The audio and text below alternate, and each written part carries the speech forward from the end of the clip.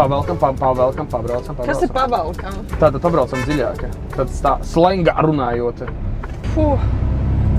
Pavalkam ķipa, dziļāk pabraucam. Ok, sapratu. Vienkārši, teikt vārdu dziļāk pabraucam vai pavalkam ir vienkārši ātrāk pavalkam. Tas tā nozīmē pavalkam, pabraucam dziļāk. Jā. Šiem tiltiem arī skatāmies, ja pretīm sabiedriskais, piemēram, vai kravinieks, tad labāk apstājamies jau laicīgi, jā, un pārliecinamies tā, lai varam samainīties. Jā.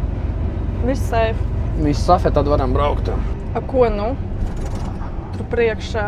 Braucam tuvojoties, tad virzienrādītājs ieslēgt vajag, ja uz spoguli pārliecinamies vai mūsu. Es tur vispār varēšu tikties? Jā. Škirbā, jā. Skaties, galvenais mašīnas. Viss tuvā nebrauc, ja būs grūtāk apbraukt. Tagad sākam braukt, aiziet, jā. Ņem uz kreiso pusīt. Brauc mierīgi.